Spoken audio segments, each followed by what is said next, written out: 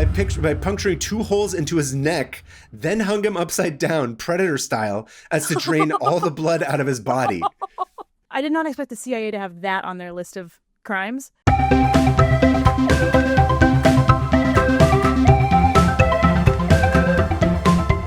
Hi, everybody, and welcome to 500 Open Tabs. I'm Kaveh Taherian. And I'm Hannah Hillam, and welcome. Today we have a very special guest. Justin Westover is the creator of the world's sweatiest comic, Mr. Lovenstein, which I'm sure many of you have seen, especially if you follow both Kaveh and I in the webcomic sphere. And he's also the illustrator and author of the books Failure and Feelings, both of which are hilarious. Trust me. Welcome to the show, and thank you for coming. Oh, thank you so much, Hannah. Thank you. I'm wonderful. I'm so happy to be here and be on your show. Thanks for the invite. Thanks it's for fun coming. to finally see you in face to face. I go to your live streams sometimes. Sorry, I cut you off, Kaveh. What were you gonna say? No, I was just going to say the topics of sweatiness and failure are huge for Hannah and I. So it's very important that you're on the show with us today. I'm always sweating and you're always failing. 100%. That's all I ever do. But it's one of those. Your art is one that I've always, we kind of, what do they say, came up at the same time in the Instagram webcomic space, which has been awesome. But I also realized I never get to talk to anybody. You know what I mean? Like, we're all kind of these islands. That's so common with us webcomic weirdos, is that we're all isolated from each other. Mm-hmm. And we to all the know point of where each when other. we do meet like in person, it's like insane. Like we freak out, and it's just like the energy level is so intense. Like anytime I go to a con, it's just 100%. Because it's like you go from nobody to all of a sudden there's like 30 of us together, like gathering the juggalos. It's like just it's just as wild. Yeah, a lot more nudity. So much more nudity. Way more Fago. A lot of Fago. Surprisingly enough. A lot of Fago. Yeah. It's fun. That's why I love going to conventions, because I think I didn't realize we're all very similar in that way. It's like we could be alone, but we're also insane. So I'm glad we get to combine forces today. And then we have to go be alone after the convention, which is crucially important because we've been around people for too long. For like 2 months. Yeah, it's like it takes a good week recovery of just being like, do not talk to me. I'm going to turn everything off if I can. Yeah. Mm-hmm. The recharge. Rotten bed, yeah.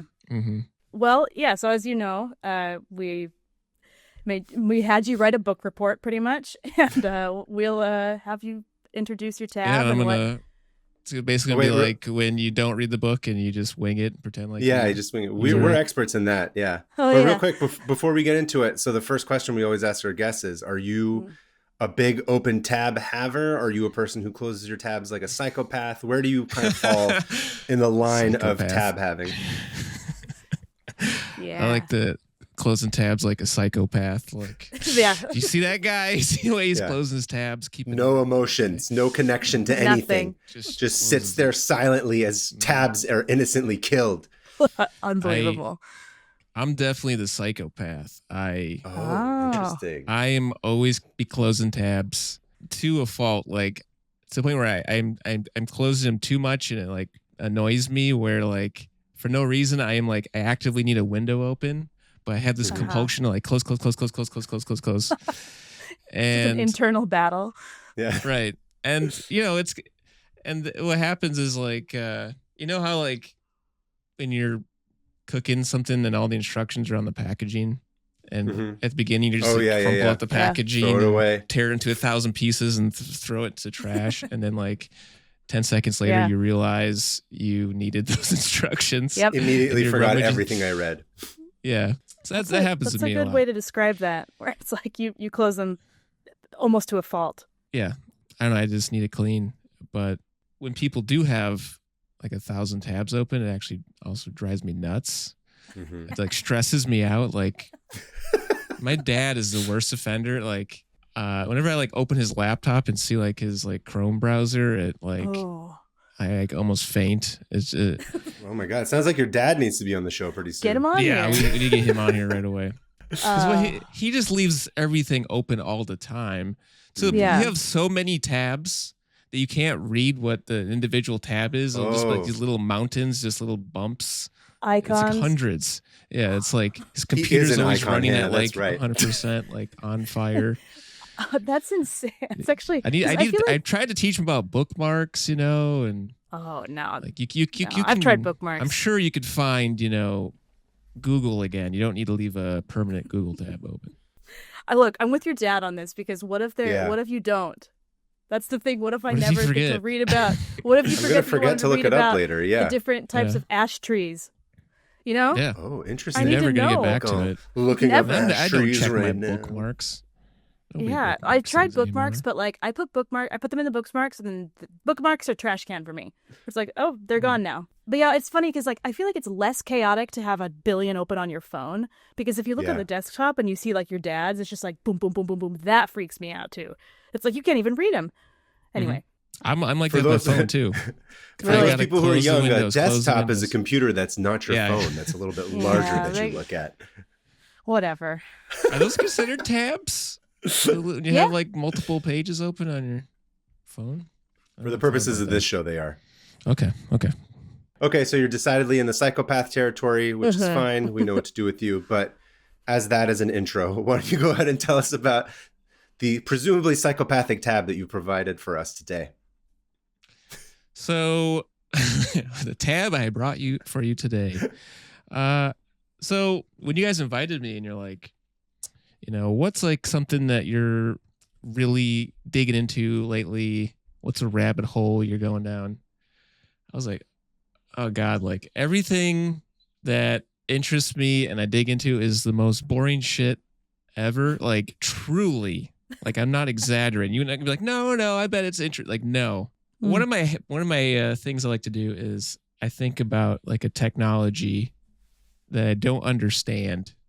And I think about how like when people talk about like, oh, if I took a smartphone back to like the Middle Ages and I showed them, they'd be like, whoa, what is this sorcery? What is this magic? And then I think like, it's just magic to me too. Like if you brought a phone up to me now in the year 2025, I'd be like, oh, how are you making that work? So I try to like wrap my head around stuff. So like a recent one was like microchips. How do we make microchips? How do those come together? Like they're so complicated. You hear about like them being like nano size, like the size of like an atom, and you're like, how did we get here? And so I was like pulling up like like a Wikipedia page, like the history of like semiconductors and microchips and reading that kind of stuff. I'm talking, it's so boring and like trying to keep up. Like, okay, so they started using silicone and then tracers and I hit a point where it just still gets too complicated for my dumb brain. Yeah. The first like microprocessor was made by like Intel in like 1970, right? And you think 1970 is like the most basic technology. Like we make fun of how simplistic technology is from then. It runs like 2 kilobytes of information or something. Right. So I'm like, okay, I could look at this chip and kind of get a gist of like, oh, that connects to this and this connects to that. I found like some schematic of it, and it was cool.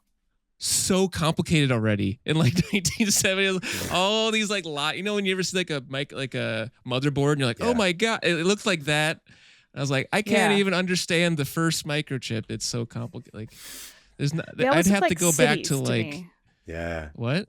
Yeah, they look like they do look like little cities. Like streets and stuff. Yeah. When when I was little, my dad brought one home once, and I was like, "This is just a tiny city," and I was obsessed with it. Anyway, did you say it like that?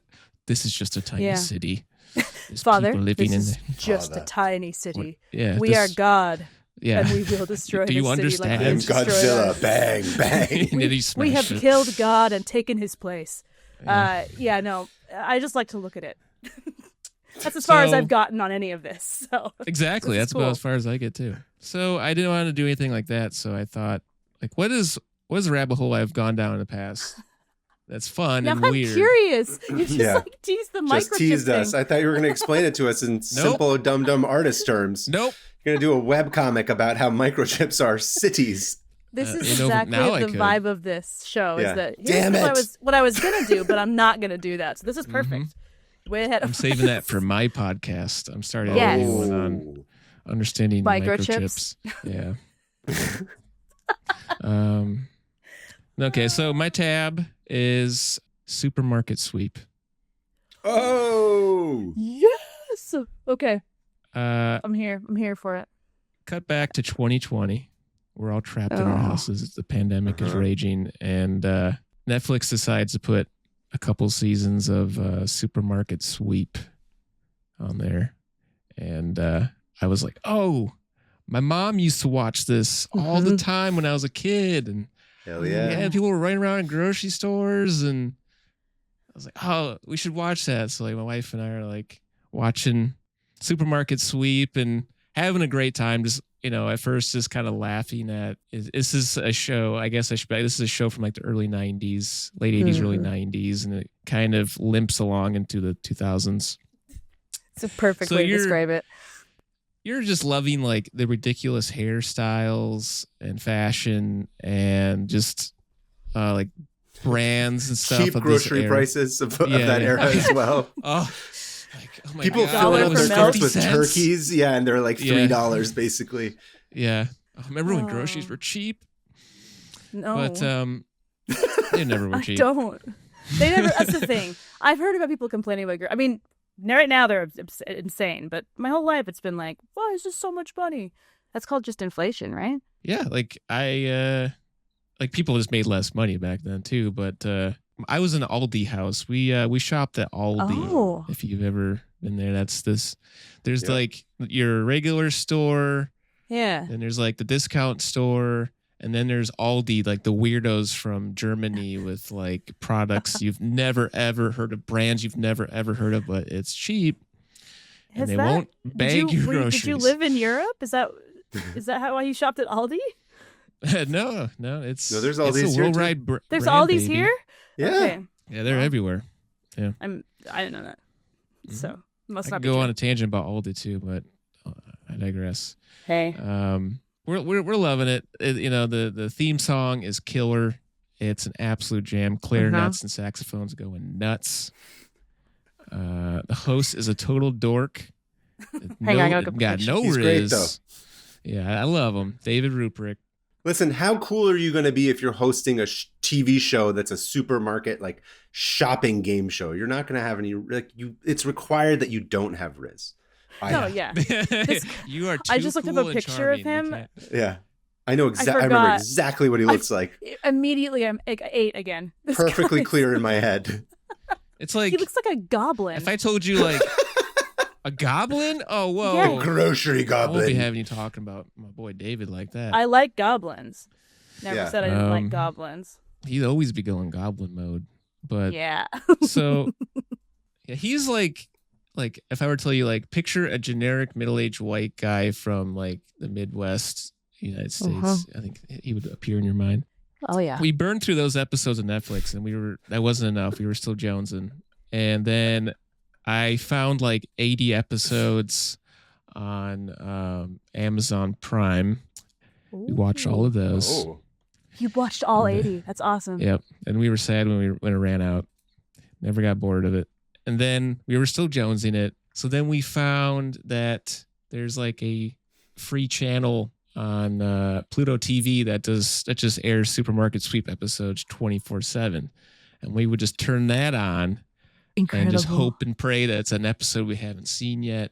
I love picturing you like the whole world is panicking. There's like civil discord, and you're just sitting there watching supermarket sweep end on end, episode after However episode. you can get through it. Just completely content. By the way, I just sent some pictures. You say that he's got no riz, but look at this man's sweater game. It's absolutely incredible. Those are great sweaters.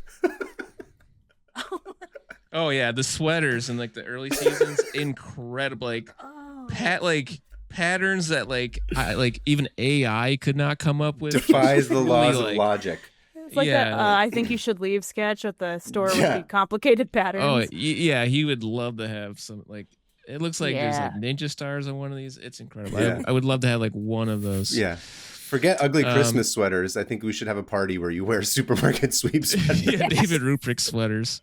Well, there's more sweaters. Also, the contestants are forced to wear sweaters. Yeah. They're color-coded, only for the big sweep, which we'll get into. They're allowed to wear normal clothes, but they got to suit up for the big sweep, and they have to wear these dorky blue, yellow, and red sweaters with like little fake white collars on them. Mm-hmm. Right. I remember that. That are numbered. So a lot of sweaters going like on. Squid Games, but not without death. It's honestly not that much different from Squid Games. Without it's almost shooting. as dystopian. Slightly less shooting. You think slightly. There's still the execution every now and then. I was going to say, I remember we went and visited my grandparents who were living in England at the time. And I remember just being like jet lagged. I was like 9. And we would watch that. I would watch that on British TV. And it was way more polite and way less fun. I was like, don't they had their own English version of it. English version. Oh, and it was interesting. I was like, people grabbing Marmite over and over again and beans and toast, just filling the carts.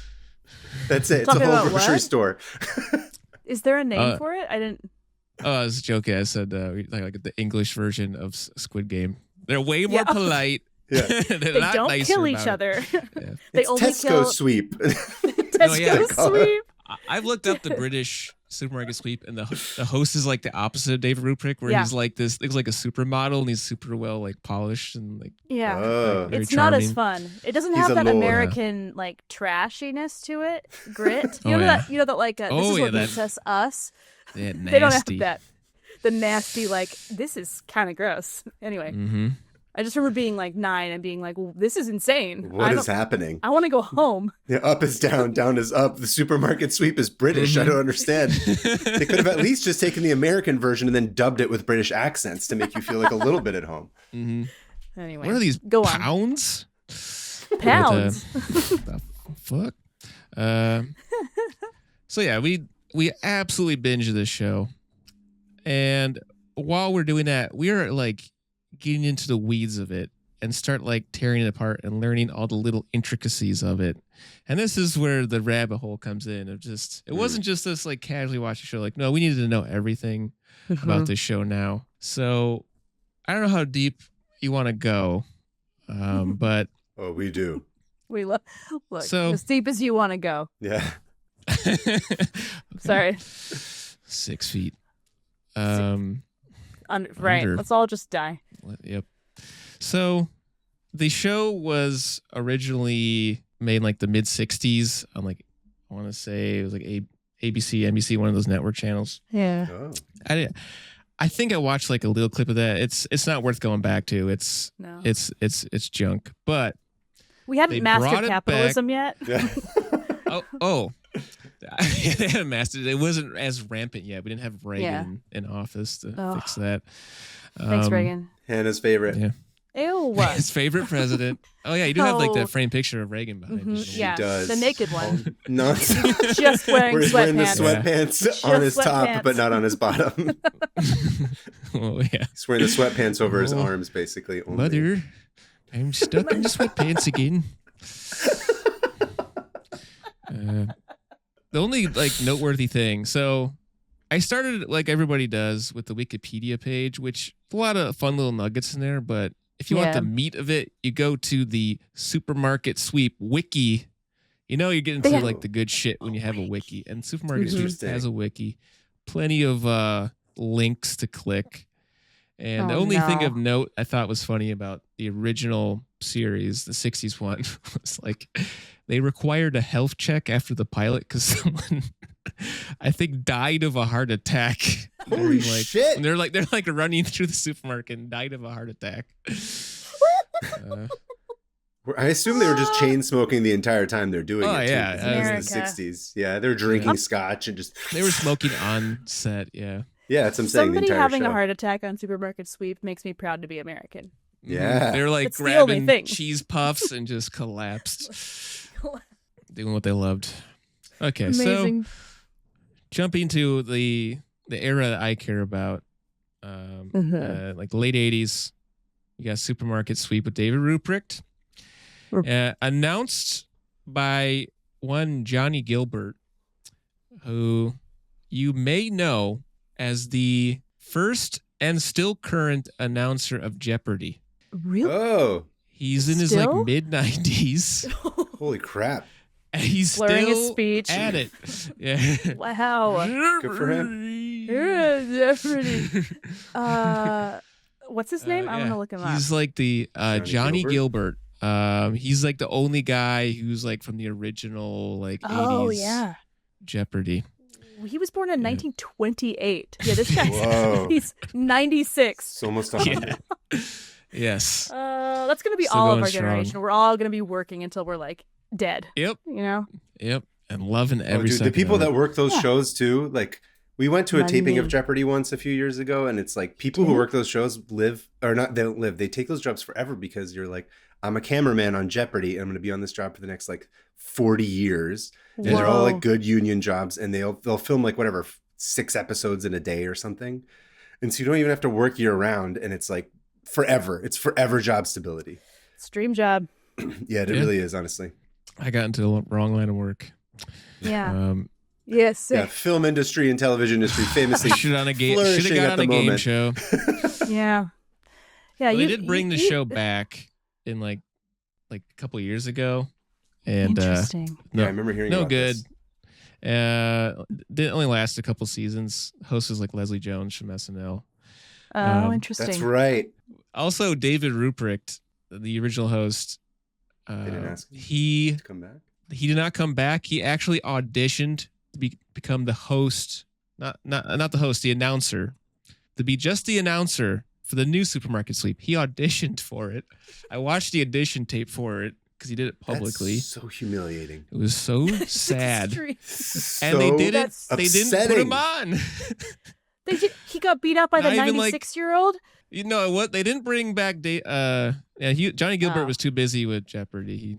He was like, I'm not doing Supermarket Sweep again. No, they got a whole new crew. But they didn't even like have David Ruprecht come back to be like on like the first episode. No to, like, respect pass for your elders or where you came from or your lineage. Disgusting. We need a goblin. Leslie Jones is no goblin. We need a little forest creature. That's what he looks like. Yeah, he needs to be like maybe like hiding out in like the in the aisles and like takes your groceries.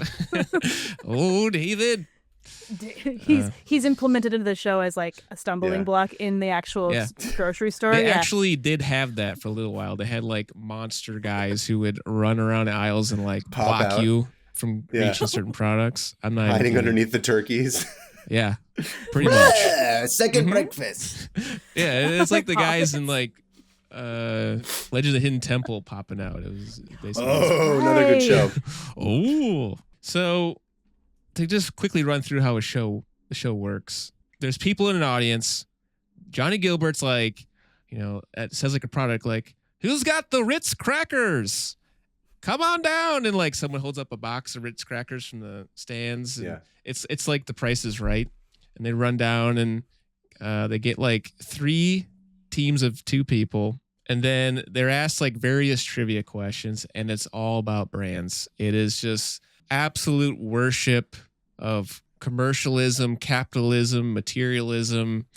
It is capitalists manifest. It is like the ultimate celebration of just companies. So like if you watched like a lot of commercials, like you've just been brainwashed. You'll do 90s? Well on that show. Yeah, because like they'll even quiz you on like commercial slogans and jingles and stuff like that. It's ironic that in this era of of like the collapse of capitalism that they forgot their North Star, which is that it's supposed to be about loving capitalism. That's why the reboot didn't work, because it was more about like, let's have a comedian, let's lose sight of like the person that used to host the show before. It's supposed to be about the brands, you guys. It's not supposed to be about the influencer aspect. To the point where I always felt like when they had like a trivia question and nobody got it, there was just like that brand, whoever like agreed to be on that show was like, oh my God, all of our marketing has failed. They don't know about Mafia Brothers Pizza or whatever it's called. Damn it. We failed the people we love so much. So it's almost like a bad look. Felt like. What are corporations going to do now? Mm-hmm. Oh, They're already doing it. So they go through trivia. They're actually winning time. Time is the right. And the way time comes into play is there's a big sweep at the end of the show, which I teased earlier, where they got to put their army issue sweaters on, and only one member of the team. It's a shopping cart, and with the time that they've earned, they spend that flying through the this grocery store and grabbing products, and their goal is to get the highest total amount, like to spend the most money on groceries. Mm-hmm. And there's all sorts of like little bullshitty things they add into the mix. Like here's a shopping list, and if you get everything on a shopping list, you get an extra $200. Or the blow up doll bonuses. Yeah, blow up doll. If you grab the sex doll in aisle 3, yeah, that's an automatic win. Don't actually. Fuck it. None of that allowed. Don't tell me what to do. Show. I thought this was America. Someone had a heart attack. We don't want to have another heart attack on our hands. It would be like the Jolly Green Giant and then like crap like that they have to grab though. That's right. And don't fuck him. They were super either. Cool. They try to, and he's just smooth down there. Damn it. Where? Yeah. So they do that, and once they tally up the totals, whoever had the most wins. They send the other two teams away to be killed, presumably. Yeah. And then they do a bonus sweep, and this is where you actually make money, because so far your only winnings are how much money you got on the sweep, which averaged about like $300 to like $1,000 at most, split between you and your partner. I mean, that's like only an one hour grocery work. store run. That's like $500 a head for like being on the show for 30 minutes. That's pretty good. I mean, you I also bet they lose were your there. dignity. I know for a fact they're there all day. Yeah, there's no dignity to be lost on that show. If so, the bonus sweep is like they get more trivia, and it's more like a riddle, like the riddle of the Sphinx, and they have to find the product based on the riddle, and there's 3 of them. They have to do it in order, and if they get to the third one, they win $5,000. And that's and the they're big lucky because they won't get dragged out behind the back of the supermarket by the dumpsters and shot execution. Yeah, exactly. Style. They care more about survival at this point. Yeah. So that's the show. To your point, that's the perfect opportunity to have 3 different bridge trolls that pop out from like wherever you are and then give you the riddle. Mm-hmm. David Rubrick couldn't have been there. Yeah. I kind of want to make. Prefer, as much as I love my version, I love this version with the goblins and the trolls. Yeah. Look, so that's cottagecore is in. Let's just lean into it. Yeah. I don't know if cottagecore works quite well with rampant capitalism. Like you've retired off to your meadow, and but also there's like billboards everywhere and blinking lights to buy things. It's like cottagecore, but it's like they live, and like if you put the sunglasses on, you realize like everything is like telling like they you live. to consume. I think you've just described Animal Crossing. That's all that is. Yeah. Oh my God. You just described Animal Crossing. Animal Crossing is cottagecore with capitalism. Capitalism. That's exactly what it is. They're exploited by that thing. What's his name? Tom Nook? Tom Nook. With the big old balls. Yeah. He's a tanuki, which means he's got giant balls. But gigantic. You know what? They don't show those. He's got big ball energy. You can feel it.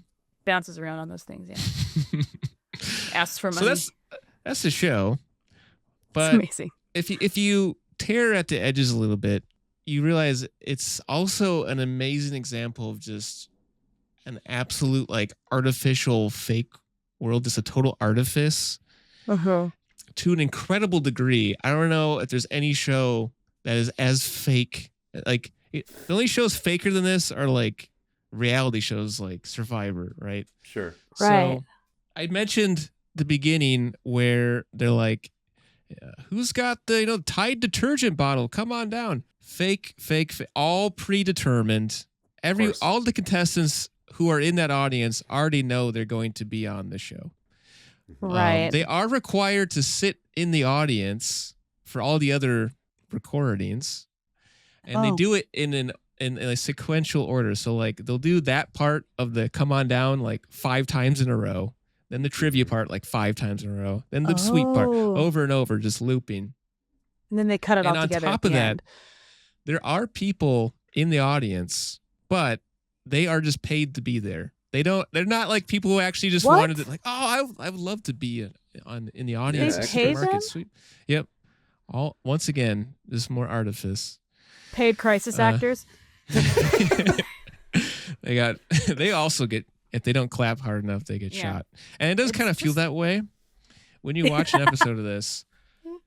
Feels so forced. much clapping, so much forced clapping. Just they will nonstop. Like they'll cut back for a commercial break. Everybody's clapping. That's Calms right. down. Dave Ruprecht's like, "Welcome back to Supermarket Sweep." Another round of applause, and then he'll be like, "All right, contestants, you ready to earn some more time?" More round of applause, and then like after every single question gets answered, there's a round of applause. It's just their hands have to be raw and red and numb. Yeah, I'd want to get paid for that too.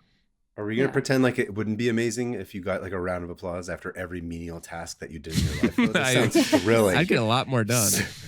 Yeah. I would also start to be really suspicious of everyone around me. Yeah. I'd be like, why are you clapping? Am I on like she the sent Truman a text. Show? Yay! She replied to an email. She said, oh, then they all boo when I accidentally sent Justin 3 of the wrong emails in a row with the wrong time. I did boo my screen when that happened. You're like, boo! Yeah. Boo, thumbs down. See, that will get me to do things. If people booed That's me, true. I'm like, It's the fine. inverse. Anyway. I mean, when you do watch this show, you do like, it does kind of warp your brain where when you go to the grocery store, you kind of feel like you get the feeling of like, oh, I got to race through the store and just start grabbing stuff. I got to be fast. Yeah. It's like the Tetris effect. You start seeing stores as like, okay, what's the most efficient route to get to the cheese and then get over to Totally. the meat? That's also really satisfying. Yeah. Yeah. Just get in and out. Get it over with. Yeah. I got 2 minutes on the clock. So more artifice. You always see a big row of like produce behind David Ruprecht. Yeah. All fake, all plastic, not real. And also when they do the big sweep, that's not it's only meat, cheese, and packaged products. There's no produce when imagine you're shopping. Throwing produce at top speed into a cart. It was just like squash would just like shatter open. It would be disgusting. Yeah. They'd be slipping on like tomatoes. Yeah, it could be like a strategy. I would love throwing them on the ground like behind Mario you, like Kart. Super Mario. You're like throwing banana bananas. peels, exactly. Yeah, literally banana peels. Yeah. Mm-hmm.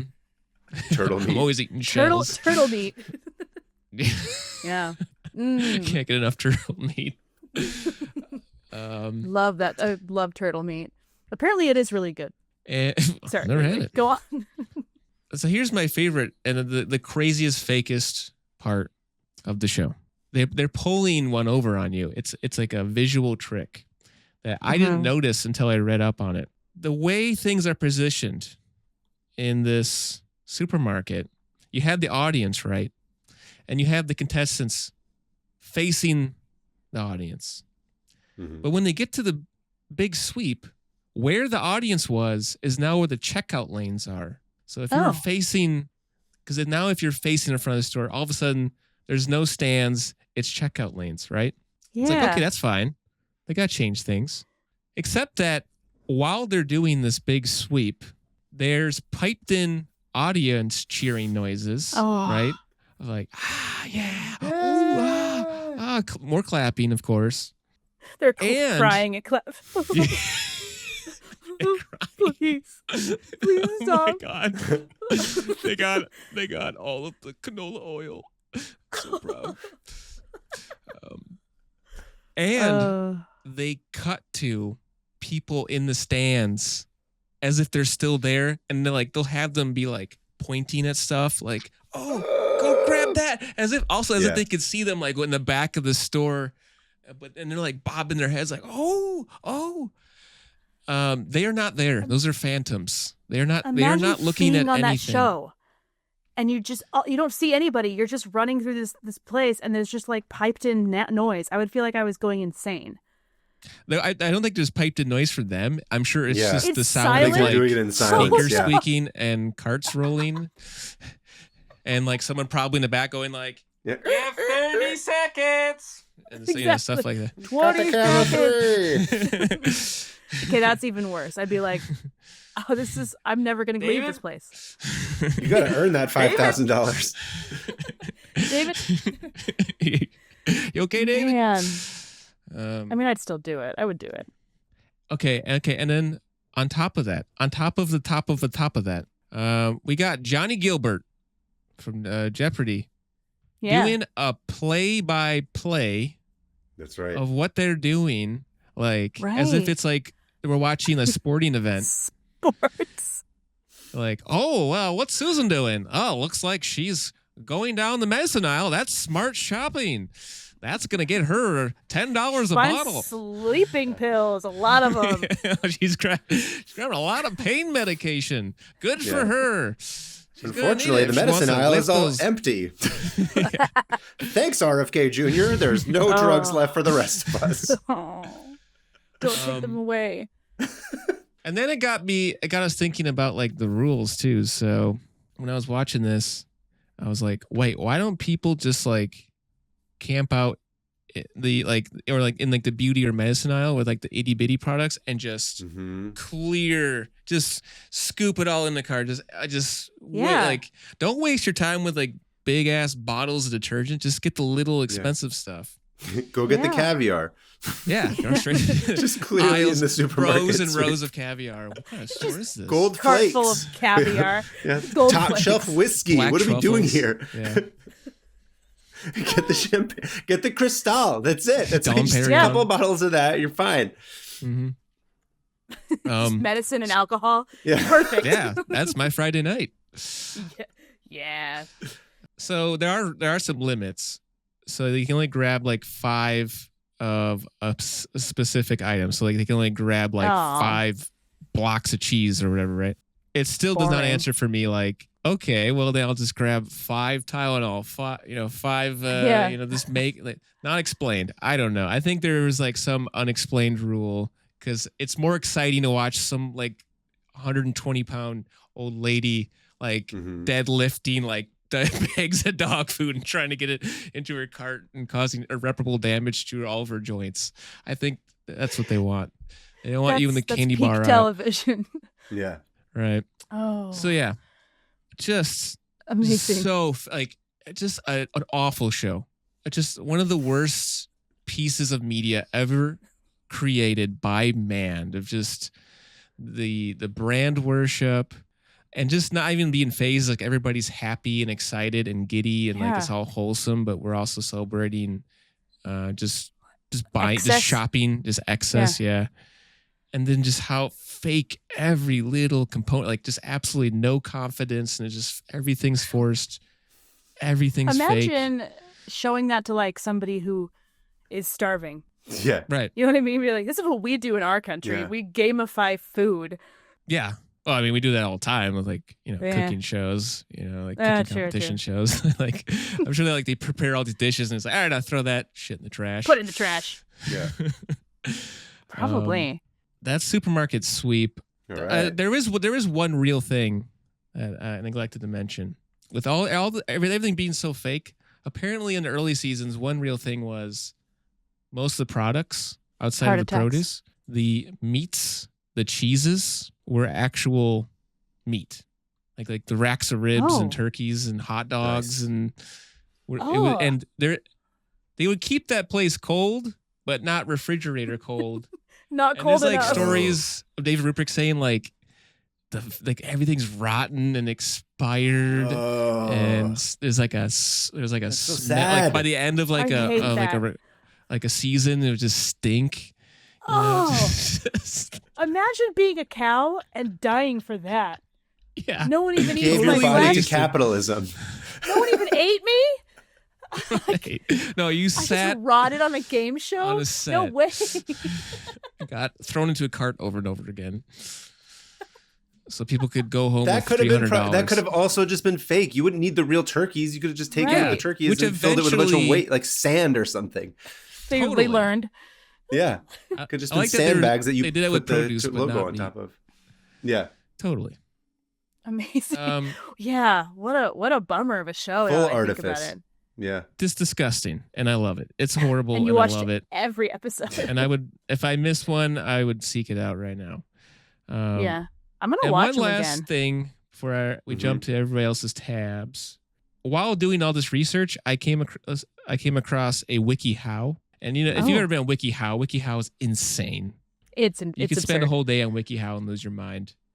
Just the weirdest stuff, where it's supposed to be like teaching you how to do things, but it gets way And too the specific. art. The The art's art that incredible. people do to like here's how you I don't know, what would it be like, take out your own stitches, and it's like somebody has drawn every step of the thing, and I'm like, It's who's that disgusting. artist, who's doing this? I'm obsessed with it. So, like, for example, I have this tab open, and on the side it's showing me you might also like, and one of them is how to act like a baby again. And I see like an adult in a diaper, like a drawing of it. So Yep, adult if you're interested babies. in that- I've gone down that rabbit hole, and it's not a good one. you wanted to be a baby for a little while. I went You down. can't No, take being an adult. I read all about adult babies, and just don't go there. I bailed pretty quick. Not being a baby, I didn't do it. I want to make very clear that I did not wear a diaper. the instructions were everybody, too all right? complicated for you, Hannah. That's why I you couldn't gave figure up. out how to put the diaper The on. drawings were not concise enough. I needed to re-illustrate these. Good thing I I'm an thought I was artist. supposed to put the diapers on my hands, and everything just went wrong. I piss out of my hands. I mean, why wouldn't I put them on my hands? Oh yeah. That's I mean, lobsters gross. pisses out of their face, so It's Do they true. really? Yep. they do. Lucky. Yeah, it's convenient. That is convenient. All one So spot. there is a WikiHow page called "How to Become Amazing. a Fan of the Supermarket Sweep TV Game Show," and definitely What? look this one up. Yeah, "How to Become a Fan of the Supermarket Sweep TV Game Show." It is gigantic. It is so long. It goes into painstaking detail, and also 90% of it is just explaining, like, okay, you should watch this part. And then when you're done watching that part of the show, watch this part of the show. And then when It's that part of the literally show's like over. explaining it. Yeah. Yeah, recognize the introductory credits. Mhm. This is amazing. Who made this? I don't want to know. I don't want to This know. is so. Is this AI? Did they make this for AI? I don't think so, No. because I found this many years ago. This is before AI really blew up. Yeah. Oh, this is Um, amazing. There's somebody No, I'm just sitting saying in their it house. seems like it's making written this. for like a computer to understand how human beings function. It does. It does. Or like an Scary. alien like intercepted like a TV signal, and it was just Yeah. like the It's like, Pluto TV here's how you do supermarket it. sweep channel, and they're like, what the hell? Yeah. Interdimensional cable. Yep. Yeah. Well, thank And- you How to be for human. this. I totally forgot about Supermarket Sweep, and I definitely am going to start watching it again. I need to relive the 90s where we weren't totally afraid of capitalism yet, and we celebrated it. How to become a fan. Absolutely. Recognize the announcer's voice. That's a crucial step. Oh, if you keep scrolling to the bottom, there is maybe the best drawing of David Ruprecht of all, like maybe the best drawing of a person ever. He's so Oh. beautiful. He's got like Oh, big, look at luscious him. lips and like perfect eyebrows. And he's so Hey. sweet. That is Not wearing a Adele- sweater though, which I find fun. Adobe Kind Illustrator. of Yeah, this is the Yeah. later seasons. He switched to he got serious. He put on a tie. Sold out. Yeah. Sold out. Oh, Apparently this is he didn't incredible. read the WikiHow tab. He just gave up. I'm saving that image so we can put it in the video. Wonderful. Thank you so much for the you. supermarket sweep tab. It's That was not what amazing. I expected today, but that's why we love That's doing why this we show. like guests, because happy to talk about that anytime with anyone yeah. for too long. Look, if we had like 6 more hours, I'd be down to just do it and Yeah. deep dive into that. Read this tab. Read that WikiHow at length. That WikiHow, I think it's the longest WikiHow I've ever seen. Right. Yeah. That's That's like the equivalent. It's It's like not 15 easy. steps. No, It's you not have easy to to be a fan of listen that to the show. Yeah. You have to swallow all of your morals and beliefs about how the world should work, and Which I've done. Yeah. Easy. All right, Hannah, I believe you're up next. What's the tab you got for us today? So today, I'm gonna be the tab I opened, or that was open, is about jewel beetles. Okay, it's about a bug, which I know it's just kind of not my usual thing. This is more of a you thing, Kaveh. An animal that is somewhere that it shouldn't belong. Or an animal that is somewhere that it does not belong. Well, this one belongs where it is, but it's an idiot. This animal, this bug is also the dumbest. sounds like me. Yeah. You can also relate to this. Okay, so they're called jewel beetles, right? And they're called that because they're like iridescent. Like my fingernails, I painted them. Oh, look at you, Wicked fan over here. How dare you? Whatever. It got me lots of. I got my sweater. You got your jewel so, beetle nails. Yeah. I got my I got my jewel beetle fingernails. They're gorgeous, and so they're like one of the most common beetle species in the world. There's 15,000 species of jewel beetles. Wow. There's one kind that's called the Melanophila acuminate. I remember that song from Lion King. Yeah. Beautiful song. Whose larvae can only develop in trees that have been burned by fire. Whoa. So it's very specific. Hardcore. And this also means that they need to be able to figure out where burned trees are. And so this actual species of jewel beetle is a living fire detector. Oh, that's cool. And he's 5 times better at detecting forest fires while they're happening than anything we've created. And so if you just pay attention to these beetles, you can be like, oh, they have these like ultra sensors that can detect fire or like where fire is heading, I guess. No, they can't do that. That's insane. But they can detect it a bit better than us. So we've started like inventing stuff based on their little sensors, which are in their armpits, their wing pits. Yeah. Arm tits. They don't piss out of them, but arm tits. Arm tits. They got arm tits. Dude, Oh, arm yeah. tits. I drew an gotta arm look at tits some more picture at jewel beetle photos. At New York Comic Con, I told Hannah to do arm tits. to draw arm tits. As a weird challenge. I don't know why I said that. Because it was day That seems 3 very and natural. we were Yeah, so I drew beautiful, pert, luscious Gorgeous. arm tits. Someone bought it, didn't they? Immediately. Someone bought it within an hour. I was like, okay. And then he drew one for me and sent it. A line starts appearing. I heard this is where the armpits are. The armpit lady is here. Lady? I'm like whipping them out as fast as I can. What size of tits do you want in these armpits? D? Double D? Okay. Imagine that. You can't even put your arms down. It doesn't matter. This doesn't matter. Has nothing to do with this tab. So they have these sensors in their armpits that sense where fire is. And that's one of the jewel beetles. Oh, they're swelling up again. There must be a fire in the area. Mm-hmm. Is that really how they do it though? Yeah. They look at those? No, they do. They can like, that's how they sense infrared something. I should have written it down. Hold on, I did. Infrared something. Infrared firearm tits. Mechanoreceptors. And they can detect fire. Oh, that sounds like infrared, a made-up thing from I know. like G.I. Joe. All right, The boys, put your mechanoreceptors on. I'd watch that. So if G.I. Joe had arm tits that could sense fire, I'd watch it. Oh my God. Tab after tab would be opened. So other jewel beetles have been used for like thousands of years in paintings and jewelry, like earrings. They're the iridescent ones. Living adornments, like they'll crawl around. You'll put them on like a little chain and they'll crawl around. Religious shrines and decorative boxes. And so they're kind of important because they're everywhere on every continent. But the one I'm focusing on today is the Julodomorpha bakewelli jewel beetle. Oh, okay. And this guy, so stupid. He can't detect fires. He can't. He's not even pretty. Let me send you a picture of of him. I'm saying him as if there's only one. He can detect fires once they've already happened. He's been dying out. I see burn marks. I think there was a fire here about a month ago. Yeah. Here he is. They are. I'll send you one. Hold on. Oh, cool. I only know jewel beetles the chat. from Animal Crossing. Oh yeah.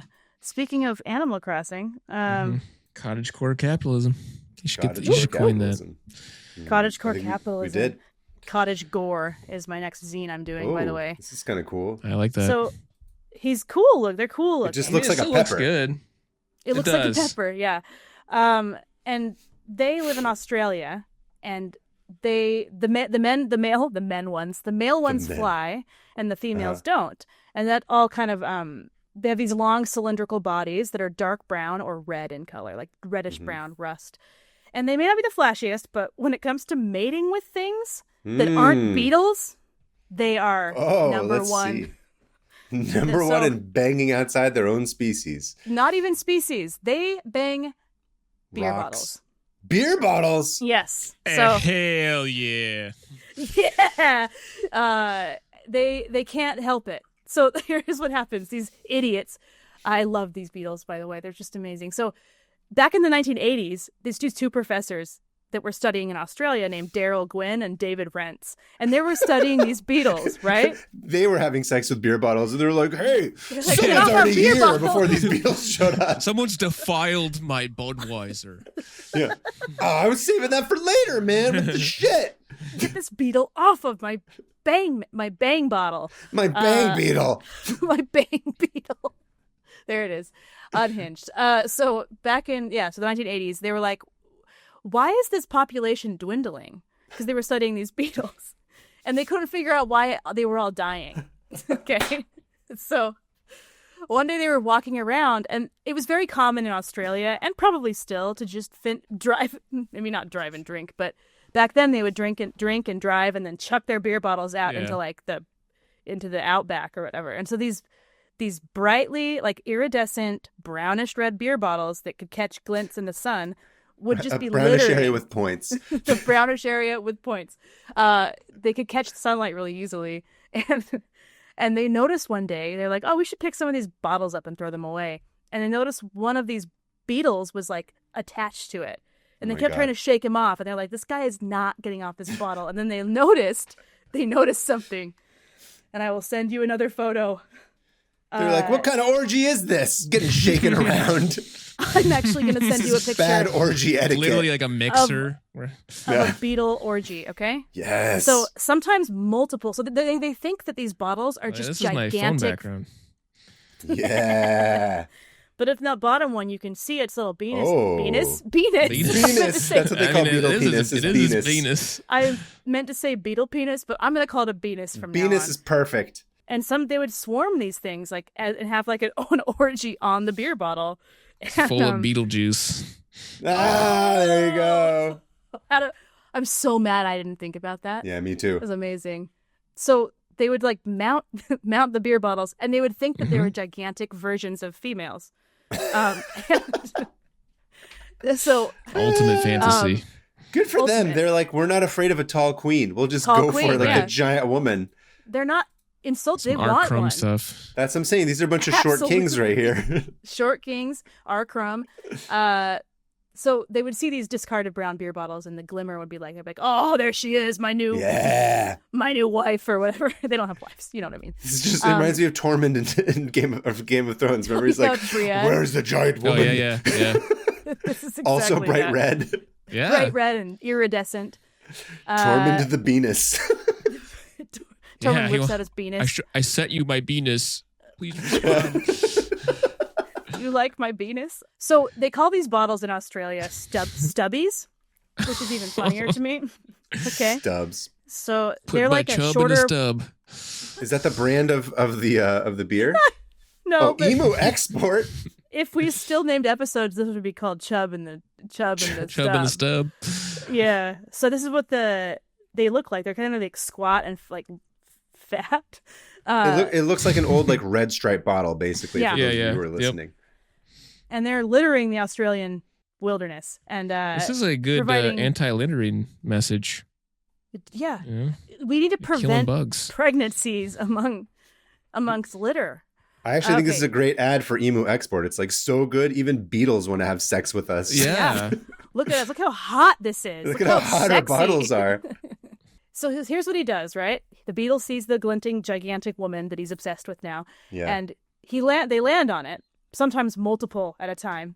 And they just start to vigorously mate with this bottle, right? Just jackhammering it. Going to town. And here's the thing. Mashing it. They will not, you're just mashing it. They will not stop until they die. Oh. So these guys just go at it, die from exhaustion, or they get like burned by the sun because they're just going at this unsuccessfully mating with a bottle. They burn to death, or they get eaten by other insects while they're mating.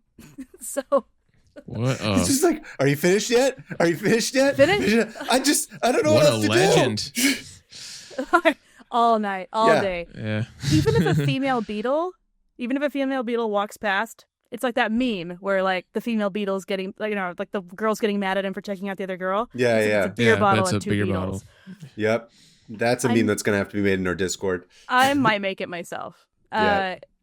So as he reaches, it's like almost like he's like called to do this, where it's like the threads of fate were like spun for him or whatever at his birth. Yeah. And it's like, you are going to follow this thread until your death by too much beetle sex.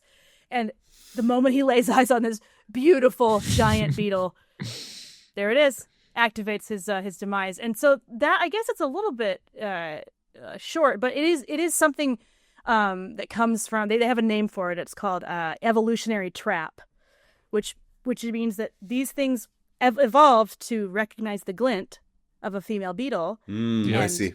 And now that no longer, we have thrown a new contender into the ring with our littering, it has completely disrupted this species and how it reproduces. And so these guys are just banging until they die, and dying. Literally, the species is dying off because of this. Damn. So they have like PSAs in Australia, like, do not throw these bottles out of your car. Also, don't drink and drive. You're killing bugs. Yeah. It's like three things in one. Like, don't drink and drive. Right. Don't litter. Because if you litter, you're wiping out an entire species of beetle. Because these guys can't stop. I mean, good for them, I guess. Whatever. Do they? Was there any mention of like, does the beer have anything to do with it? Like, is there some weird pheromone as well on top of it? Or it's just purely the glitter. It's just the purely the glitter and the glistening. It just looks glistening. like Sorry, my glisten. Anyways, these two guys, they wrote like a paper on it and discovered it and whatever, and they won the Ig Nobel Prize. Have you heard of that? Whoa, no. Of like Ig Nobel? Yeah. Like it's dumb. Instagram gives out Nobel prizes. IG Nobel. It's the IG Nobel Prize. But it's for people who make kind of prestigious. dumb discoveries that like feel like silly, and like it's like almost like a joke Nobel Prize. But this sounds like something you and I should be deeply involved in.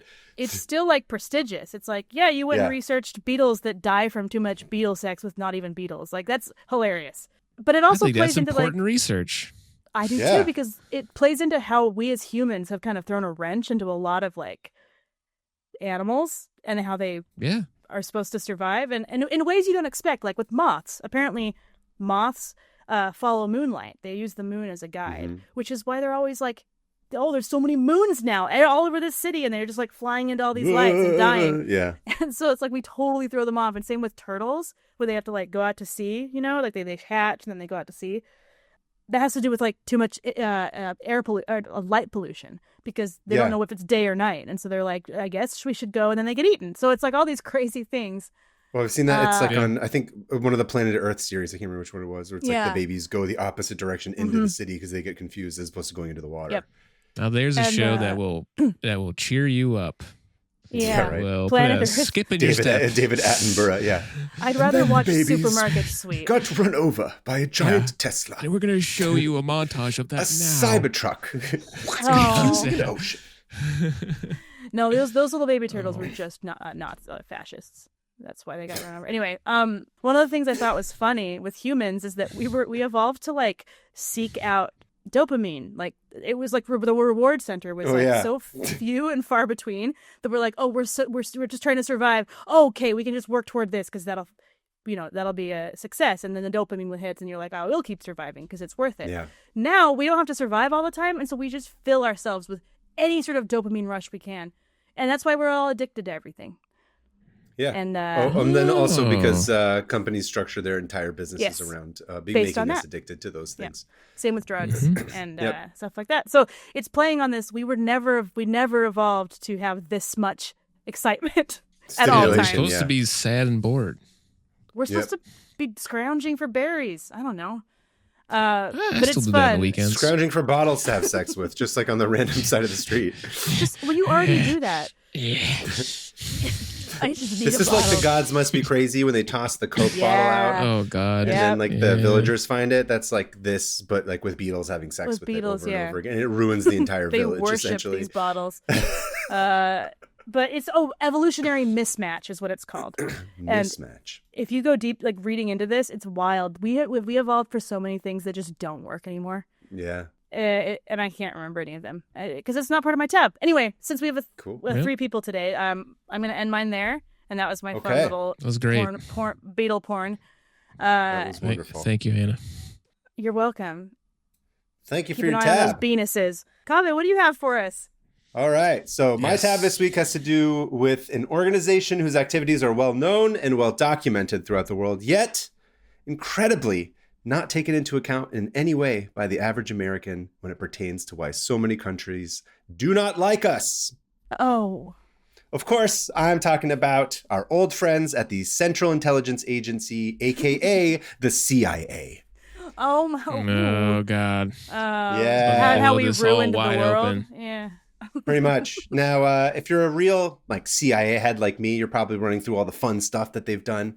Like, oh, is it the Iranian coup of '53? Is it the Guatemalan coup of '54? Guatemalan, yeah, all of Cuba. Hey, look, I don't know. If the CIA hadn't have done that to Guatemala, I wouldn't be married to who I'm married to. So thank you, That's CIA. true. That feels if they hadn't overthrown Iran in '53, who knows? The butterfly effect from that. Yeah. But no, friends, today's story takes us down to the alleged texting capital of the world, the Philippines. What? Okay. Apparently the Philippines are the texting capital of the world. Really? Yeah. So that's not what the tab's about, but that was just a fun fact I learned as I was reading about this. So cool. As we probably all know, the Japanese occupied the Philippines in 1942, right? Wait, what? But what the Japanese did nothing in the 40s, okay? They were just sitting around. They were relaxing. They weren't making anime. No, they weren't. They were just doing fun little experiments, okay? Yeah. Just leave them alone. Okay. So I didn't know this. Maybe you knew this, Anna, but they invaded the Philippines 10 hours after Pearl Harbor. Did you know that? What? No. Yeah. It was like a concurrent thing. Why? Okay. I don't know. I thought that was crazy. I was like, you don't need to take a break in between like conquests? I don't know. That sounds crazy to me, but that's how they read it. So the Philippines at this time, they'd been working towards recognition as like an independent nation from the US for a little bit. And now suddenly these like asshole Japanese soldiers show up and they're like, yeah, this is ours now. And Classic. Suffice it to say, the Filipinos were like, yeah, no, absolutely not. Eat shit. Yeah. Woo.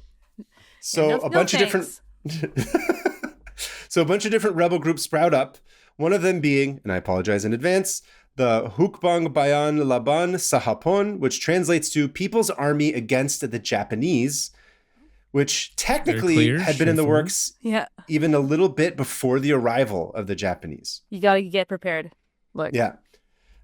So they're also sort of more shortly known as the Hukbalahap. So they're a Filipino communist guerrilla movement formed by farmers of Central Luzon in response to holdover feudalist practices brought over by the Spaniards. Oh, yeah.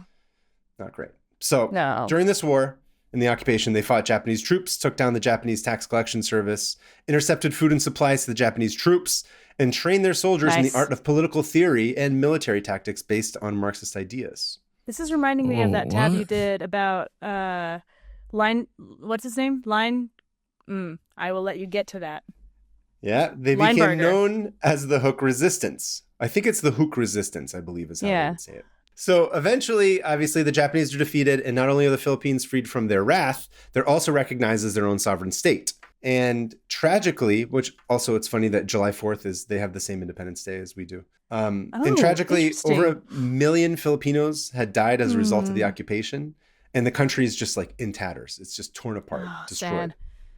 And even though they're independent, the government was now more strongly reliant on the US than ever before. And of course, at this time, America really only cares about like one thing, which is sex. Sex with bottles. With bottles and penises. Money? No, power. Close. Both. They hate communists. That's all they're trying to do. Oh, that's right. Yeah. Good. communism this, communism that, Red Scare, Sloppenheimer, blah, blah, blah. Everything's a threat. And of course, they also need military bases. So they strike a deal. Yeah. Part of this deal was known as the Bell Trade Act of 1946, which included the infamous parity clause that many claim ensured American control over the Philippine economy. I sort of glossed over this because that was like another 50 tabs that I was tempted to get into. But for the sake of this, just all you got to know is there was a deal. A lot of people didn't like it. It felt that America was left in control as a result of it. And they're probably right. They're probably right, yeah. So now the hooks, of course, were absolutely like, yeah, no, eat shit. This is the worst deal of all time. What the hell are we doing? We just spent all this time killing and fighting these Japanese who try to take over. Now the Americans are going to come in and like do some terrible trade deal. Die. Poor Philippines. Like everybody just shows up and it's like, this is ours now. And then they have to kick them out and then someone else shows up. Just, over and over and over. And the Americans, they know that they're the new occupying force. They're not dumb. They understand. And they're like, listen, these guerrillas calling themselves the People's Army against the Japanese, that's going to be a problem for us because you see, all you got to do is swap out Japanese with American and suddenly we got a whole new pain in our ass. You got to get rid of them. And the Filipino government tried, but like these are guerrilla armies. They're not just going to be like just get rid of them. Yeah. Guys, go home. Just go home. Thanks for your service. Time to go back. We're done. Yeah. This is our like home. Mom, this like is just a mom was like annoyed with her kids roughhousing. It's like, stop fighting. They're like, oh, we're so sorry to bother you. We'll just go back to being beholden to landlords again. So sorry. Yay. But of course they're like, no. Not only that, they also, remember, they helped defeat the Japanese. They're like, what the hell is this shit? Like, this is how you're going to repay us? Time. Yeah. Oh. And they retreat into the jungle and essentially declare war on the government. And it gets crazy for like a good decade. They're like, people are getting assassinated and they're killing. There's political unrest and instability. It's awful. Again, forgive me, I didn't have a ton of time to go into like the sort of nuances of what this is and who's on the right side or the wrong side. We don't do that here. We don't do that. I mean, they're like straight up assassinating like first ladies and stuff like that. Like they're going around killing people. So anyway, whatever. TBD. Yeah. No one knows what to do. So what do? Cue CIA theme music if they have any. I don't know. I don't know. Yeah. So night court. I like that. Yeah. Beautiful. I was gonna say it should have been the supermarket sweep theme song is when the CIA shows up. Yeah. Oh my god. It really would. They're just grabbing countries and shoving them in the carts. So Hannah, as you mentioned, this is at the exact same time our old friend Paul Linebarger / Cordwainer Smith is literally inventing psyops. That's right. And I'm sure he's involved with this somehow. I did not find his name directly involved, but there's absolutely no way that he wouldn't have had some sort of like, memo written or like supervising it or whatever. This is squarely within exactly what this guy would have been in charge of. So the CIA recruits a guy named Edward Geary Lansdale to run this operation. Now, before the war, Eddie was an ad man in San Francisco with clients such as what's up, my boy? What we doing, you son of a bitch? Oh, you're here to mess things up. Oh, okay. Classic advertising, Eddie. Perfect fit. Love it. His clients were as big as Wells Fargo, Nestle, and the current mayor of San Francisco, Levi Strauss. Now, he was the mayor? No, he wasn't the mayor. I'm saying the current mayor of San Francisco is basically the corporation of Levi Strauss. Oh man, that's a little bit of a San Francisco politics joke for you. I thought you would have gotten it. Say, maybe it wasn't very good but joke. I thought maybe you were saying. Sorry, I'm getting defensive for no reason, but I'm not going to stop. So I was like, maybe he was the mayor and he was also a business owner. That's not it was American just a pair of jeans. Was the mayor? Reagan and a pair of jeans. Yeah. Oh my god. Mayor of San Francisco. Levi's. He only wears 7 for all mankind. That's the kind of jeans wrapped around those hips with the jewels on the butt and like butterfly. Yeah. Butterfly. Yeah. The pre-torn holes. Mm-hmm. I like the way my calves look. Anyway, Edward Lansdale, ad man, worked in San Francisco, comes to work for the CIA, and in 1950 he arrives in the Philippines officially as an Air Force officer and advisor to the Philippine president, Ramon Magsaysay, but in reality, he was there to take reins as a pioneering psyop warrior. And Go ahead. You got a question or a comment? I wonder if my grandpa knew him. Probably. Was he in the Philippines? He was, he was in Japan, but in 1950 in the Psy Warrior department. And he wrote his thesis on something about the Philippines, and now I want to know if there's something about this.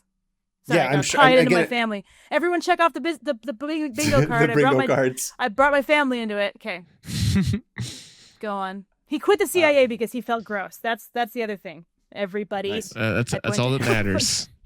It's all that matters. Again, remember, this is the beginning of this entire operation and how psyops work. So there can't be that many people that would have been working here. This is also the beginning of the CIA. The CIA is just sort of being founded here. So it's not the organization with thousands and thousands of people like it is now. So I'm sure he was at least aware of what was going on. Unless, I don't know, actually, then I shouldn't even say that because who knows? Maybe even in the CIA then they were like, no one gets to know about anything else, like even within the actual organization. There were many tactics employed to take down the hooks, but the most interesting one, and the reason I decided to do this tab, was as follows. Eddie and his team conducted a quote-unquote careful investigation of the superstitions of the Filipino peasants living in hook areas. Lore, taboos, and myths were all studied for clues they could use to weaponize their own culture against them. Oh my goodness. Eventually, he learns about the aswang. You guys ever heard of an aswang? Again, hopefully I'm pronouncing this correctly. It's A-S-W-A-N-G, aswang. Aswang, I think is what it is. Aswang is an umbrella term for various shape-shifting evil creatures in Filipino folklore that can be organized into 5 basic categories. So you got like your run-of-the-mill vampire. Oh. Again, I apologize, the manananggal, which I will get to in a second. There's the were-dog, which can also be a were-cat or a were-pig. And this is because there's no wolves, obviously, in the Philippines. So, the structure of these myths continue and go in different places, but it's based on whatever local animals are. Apparently in India, there's like a were-tiger, which is great. It never occurred to me to think of, it sounds awesome. The witch and the ghoul. So those are the 5 sort of base categories. And remember, the Philippines are very big and diverse, so it can get extremely regionally specific. But basically, it's like a vampire boogie man or woman is sort of the most general, broadest description of what this thing is. That's cool. The most terrifying of which is the manananggal. And if you're ready for this shit, I was like, what the hell is this thing? So the manananggal is described. Hell yeah. It is described as capable of severing its upper torso with its intestines trailing out and sprouting huge bat-like wings to fly into the night in search of its victims, which are often pregnant women or people about to get married. Yeah. Fucking sick, dude. Sick. So I went and read a bunch about the manananggal, and I'm like, I'm never sleeping again. That's terrifying. It's not That's fun. Very imaginative. Yeah. It is. Imagine a parent making that up so their kid doesn't go into the jungle. They're like, oh, and intestines. Oh, and wings. And it probably was. This led me to like where that came from. It's like the Brothers Parents Grimm fairy tales. Like they would just make up horrible stuff just to get kids to do what they want. Yeah. Like if it works. You suck your thumb, a guy will show up and cut it off.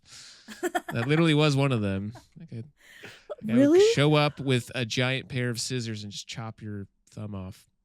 Finger off. If you sucked Bye. Damn. That's amazing. I mean, it's true. I'm the guy. And it's got famously wearing a necklace of thumbs right now as we record the episode. It's lovely. Your shirt literally says "I eat thumbs." Yeah, I was gonna say I didn't see the bottom part of it. Not you just suck on them, ironically. One at a time. They're like lollipops to her.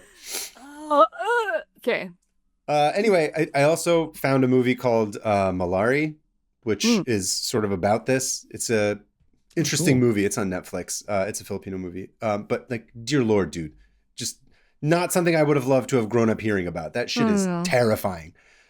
So anyway, back to our friend Eddie. So what does Eddie do? Eddie comes back, and he and his men, they're just a bunch of gossip girls. So they start spreading rumors that there were Aswang sightings nearby. They're just like, oh my God, did you hear that there are Aswang sightings that were happening nearby in the jungle. Oh, you didn't know about that? Oh, well, I guess you're a loser. You're I not heard going to get to sit with us. that one has intestines that aren't as long as the other one. So, yeah, it's good enough. Shut up! You can't say that. Shh! Don't say intestine like that. So remember, these are different categories. So the rumor that they spread is about the sort of run-of-the-mill vampire guy, and not directly to the fighters, but to like everybody in the area that are surrounding the fighters in this one section of the jungle. And remember, this is, as we mentioned, the texting capital of the world. So news starts spreading very quickly. They're not obviously all texting at that time, but they're known for being very culturally just like they share a lot and they talk a lot to family members and stuff. So it's a very social culture. So it goes very quickly.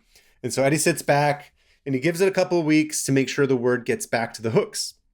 And the next step of the plan is to have proof. But he has a plan to deliver. So he had his soldiers track a small squad of hooks on one of their known trails. The Americans followed them and then picked off the last man in the patrol and killed him. Now, how did they kill him, you ask? Extrajudicial murder. By puncturing 2 holes into his neck, then hung him upside down, Predator style, as to drain all the blood out of his body. That's what you gotta do. What vampires do. They call it the reverse vampire. Yeah. Around these parts? No. And that kind of, I did not expect the CIA to have that on their list of crimes. Is faking a vampire attack. Yep. Amazing. Unreal. And so they drain all the blood out, and then finally they just return it back to the trail and just toss it and then leave it so that the hooks can discover it again. And like then, man's Eddie's... his corpse. And Eddie, he's just sitting there and he's like self-satisfied, putting his hands behind his head, and he's like, yep, man, these idiots are going to be so convinced that a mythical vampire is in the woods. I'm so great. I did a great job. But of course, the hooks come back and they find this body and they're like, oh my God, someone stabbed our friend in the neck and drained his blood and placed his corpse back on the trail. Right. What kind of a monster, mythical or imperial, would ever do such a thing? Exactly. They immediately saw through it. Yeah. Gotta love the irony. Eddie and the CIA literally become the monster. And even better and more American was the fact that, just like in Afghanistan, the Americans didn't even take the time to research the hyper-regional practices of the population. The people in that region of the Philippines believed in the aforementioned Manananggal, not this specific kind of vampire, so it wasn't even relevant. Idiots. Yeah, it'd be going somewhere that you think, it's like going to like Transylvania or somewhere around there and just assuming like, these guys will just, you do completely wrong monster. Yeah. That's what they did. From Transylvania. Yeah, exactly. Bigfoot sighting. Yep. Anyway, so they're idiots, basically. They just did it. And I mean, it worked because people were terrified because they're like, what kind of a monster does this? But it was not anything related to their own lore. It was us. Yeah. This really happened, though. Like, this is confirmed. This did. Yeah, no. He wrote a book about it afterwards. He talked about it. It's funny, too, that movie, Malari, the one I watched, they even referenced that event in the movie because it takes place over like 3 generations. The concept's actually really interesting of that movie. It's a bit long and kind of like it's not super great. It's not like my top movie I've ever seen, but they do mention it, which I thought was fun. But anyway, what they refer to as sort of as the Aswang scare tactic was only used once to dislodge a hook squadron of a few hundred soldiers in the wrong area. And as you might expect, it did not win the entire war. No. But in the end, though, the hook insurgency was worn down by years of fighting and until they eventually surrendered in 1954. So this random guy got his blood drained for no reason. For no reason, dude. It's almost as bad as being a cow on Supermarket Sweep. Yeah, Supermarket Sweep. Yeah, they might as well have put him on Supermarket Sweep. He would have been worth big money. That's insane. I mean, the fact that, in the 50s, beginning of the CIA, it was just like, and don't, exactly. Beginning of the CIA is like, you could literally do anything. Every idea was a good idea. They're like, why not try it? They're like improv. They're like yes, Andy. Improv. Yes, good idea. Exactly. Good idea. Yeah, It's like Family Feud. But Phil, Filipino guerrilla style. No, that's just wild to me. It's wild. I do love that we get away with everything, and then we still get to be. Yeah. We're always on our high horse. We always will be. We always look down on everybody else. We'll always think we are. That's the thing. Yep. Yeah. But I don't think we'll always be. I think we're watching it crumble right now. But maybe.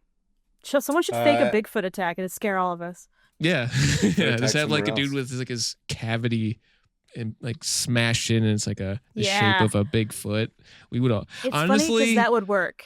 we would believe it over here. Yeah. And the Philippines are like, clearly a did man this? killed this. Yeah. But for us, Yeah. What the like half the shit? population be like, oh my God, finally we got real proof. Oh, and that's How much more evidence do you need? so. That was the only time they did it. That one time. That was the only time God. they did it during that war, specifically. During was that the thing war, they okay. tried. Yeah, who knows? They might have done it other times. But again, if you're a CIA agent, which I'm sure they're listening to us now because they're pinged for this, do your research. Hire people who are curious to learn about the area that you're trying to destroy. Bring in people who aren't just trying to get the information to destroy them, but somebody who's curious just to learn about them. That's how it works. We're looking for a job if you haven't caught the drift yet. Yes, exactly. I need employment. You want to work at the CIA? Please. I want you to be a Psy warrior. I'll research tiny little cultures in the middle of nowhere. Yeah, anything for money. I do that anyway. I'm literally doing it for this podcast just for the hell of it. Anyway, if you want to learn more, I again, it was hard for me not to go and be like, here's all these different stories about the Aswang and like their different variations. But truly, I have to say, the Philippines, dear Lord, you guys, that's some horrifying shit you guys have come up with. I'm impressed. Yeah. It's wild. The imagery is just like horrific imagery in terms of like the scariest shit I've seen. I'm like, it's just dark. I was I like, love that. dear And Lord. then their most like recognizable chain is Jollibee, I want to say. And it's just what's like that? a cute little like bee or Fast food something. place. It's a fast food restaurant. And it's like super cutesy looking. But little do you know. And karaoke too. I'll be shocked if Jollibee's one of these horrible monsters. That's what they base it Man on. was gutted by a Jollibee. So if anyone's listening, to our tens of listeners, if you have more cool Aswang stories, let us know. I'd love to hear more because they're truly insane. Yeah. Any Filipino listeners can weigh in on more of this. That's what's wild. Anyway, that's the end of my tab. Yeah. Yes. Amazing That was work. awesome. Thank you both. Thank you. Those were some good. That was a good trio today. Thank you. Yeah. All of them unhinged. In their own equally ways. unhinged in different ways. Yeah. Yeah. That means so it's now- time to close the tabs. Yeah. What? Yeah. What should we do for a sound effect, Hannah? Well, let's ask Justin. We what usually do you pick a think? sound effect to destroy our tabs, and so out of the themes today, Spoiling food. or like, is there any like supermarket sweep noise? Like a disgusting pile of like Honestly- rotted fleshy turkey falls on the ground and Yes, explodes. I was about to say that, like the smears sound of everywhere. like rotten meat splattering on the floor. Yeah. Alyssa, good luck. Yeah. Oh, Should we do rotten meat splattering? yes. Or blood draining from That's like my a person's ringtone. throat. Same kind of thing, basically. It can double up. Okay, we're gonna count it down. Okay, ready? And then get ready to close your tab. Oh yeah. All right, I gotta find mine. You ready? Who's Let's do counting? it. You can. Okay, 3, 2, 1. Close. If you're Justin, close every single one that you've ever opened. Oh yeah. Like a I did psychopath. before one. I couldn't. Psycho. go back. Nice. You did it before one. Yeah. Okay. Anyway, listener emails. Hannah, you're up first. This is from Josie, another Josie, Another Josie. not one that And the we're related Pussycats. to, and the Pussycats, but this one's from Australia. So Josie from Australia says, "Hello, Hannah and Kaveh. My name is Josie, and I'm from Australia. I found your podcast a couple months ago, and I'm slowly making my way through all the episodes, and I am loving it. I just listened to the Konami Code Origins and the Stone of Destiny Heist episode, and the way Hannah played The Sims seems totally on brand, and I am not at all surprised. You're not alone, though. I definitely have killed many, many Sims in my time playing. I told you, every girl. Anyway, I had considered sending a very depressing tab about how Roblox is evil and exploiting kids, but since there's so much shit in the world already, I thought I'd instead tell you about something a lot more funny. I live in Canberra, the capital city of Australia, and we have a statue that's very fondly known as the penis owl. Right. Because, well, from the behind Venus owl. The owiness? That doesn't work. Owliness? I like Venus. Ugh. Everything is Venus over there. Everything is Venus now. Yeah. Venus boss boy. Okay, because Venus bisexual boss boy. we gotta add some more to Baseball. the baseball. Okay, because from behind it looks like a dick. The statue has its own Facebook page where quite a few memes have been shared and has made its way onto many tourist sites and big things lists. Our government health department even posted an infographic with the statue wearing a condom to promote safe sex on Valentine's Day a few years ago. That owl's dick is to disgusting. Yeah. Wrap it. Riddled with chlamydia. Wrap it up. Oh yeah. For sure. Do you think, what would it look like? I gotta look up owl dick now. They also had to install CCTV cameras after having to spend $3,000 removing graffiti from the statue. Oh, that's bullshit. I know. I've linked a news article talking about the penis owl and a newer phallic statue erected in Serbia calling the new statue the owl's little brother, as well as the Facebook post and page mentioned above. Keep up the good work, sending some very comforting chaotic energy to your tens of fans. Keep it, Josie. P.S. The first time I heard that, I freaked out and went, "What? That's my name!" But now I love it, and we should all keep it, Josie. And the link, I'm going to send a photo of this owl to you. Oh, yes. I haven't even looked at the owl yet. Oh, you guys. Oh, it's a penis. It's a penis.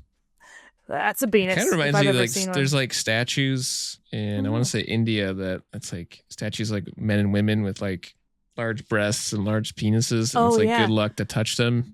And then like those areas will be like well polished and smooth from everybody.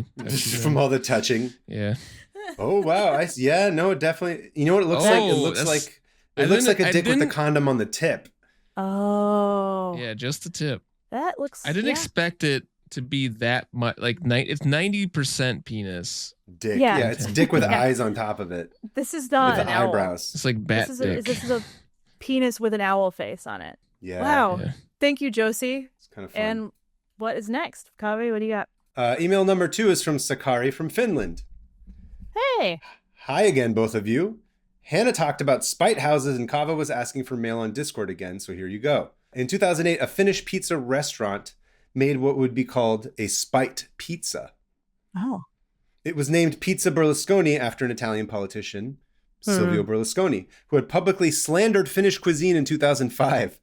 The pizza ended up winning the 2008 International Pizza Contest in New York, with the Italian Americans in second place. Oh. That's a big deal. That's like Napa Valley winning the wine contest back in the day.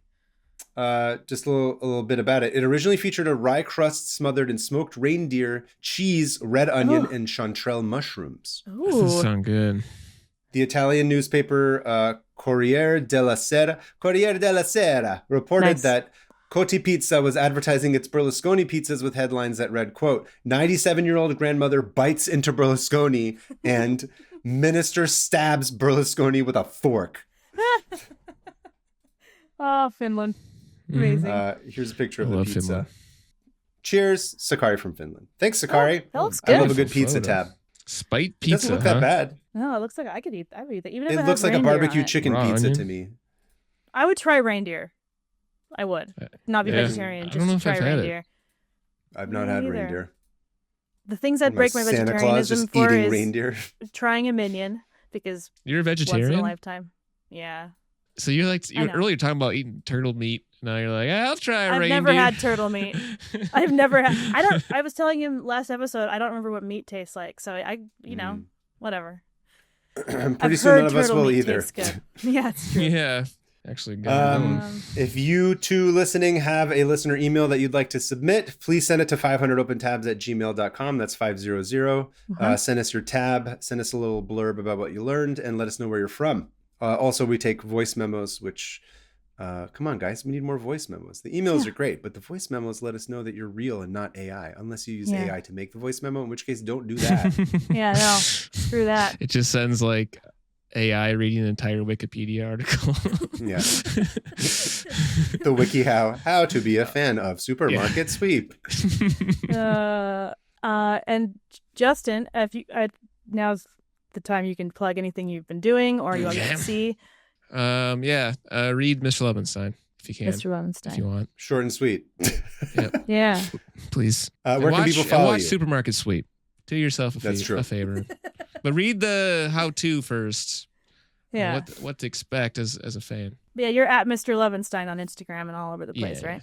Just Google me. And you Google, yeah. And you also do live streams, which are really fun. So follow him on Twitch. Yep, I'm over on Twitch. And Thank you so much, Justin, for taking the time to come and be on our show and do a full report, as we always say. It's wonderful to meet you and to have you part of be part of the insane roster of crazies that we bring onto this program. Yeah, one of the psychopaths. Yeah, you got a psychopath on here. Just team organization. Like, I'm jealous. That's why I'm calling you a psychopath. I'm jealous that you can let go of things easily. Anyway. And you can find us at 500 Open Tabs. Yep. You're the Marie Kondo exactly. tab. We should just start calling people Marie Kondos instead of psychopaths. Yeah. One and the same. Venn diagram circle. But you can find us at 500 Open Tabs on the Instagram and Blue Sky. Everywhere else. Blue Sky. Thank you. And me at Hannah Hillam. I'm at PermaFriends on Instagram. We have an upcoming show, C2E2. Don't have table information quite yet, but we're going to be in Chicago. I'm very excited. Hannah's mid-excited, as she is about everything. Excuse me. Look. I just wanted to shove mid into the sentence somehow. Okay? Yeah. But don't tell them that. No, I'm excited. I love Chicago. She's not smiling right now. Oh, because she doesn't have a child's thumb in her mouth. That's why she's just waiting until we're done so she can go with her thumbs. I want a bottle and a thumb. A bottle meaning like a beer bottle, not a baby bottle. I'm not an adult baby. Beer bottle's a bang. More skeptical by the minute. And please share this with your friends and family. If this tab reminded you of anything we talked about today, share it. That's the best way to spread this. If you're listening to this, send this to everybody in the CIA. Let them all know about how fun this podcast was. And we have a Patreon and a YouTube and a Discord. So join them all. All. Looking for subscribers. Again, thank you, Justin, for being on the show. Wonderful to have you. And until the next time, everybody, I will see you at the Gwen Stefani tribute toilet. What did I say last time? It was kitchens for shitting. Swamp. Want me into the swamp. Anyway, bye. Thanks, everybody.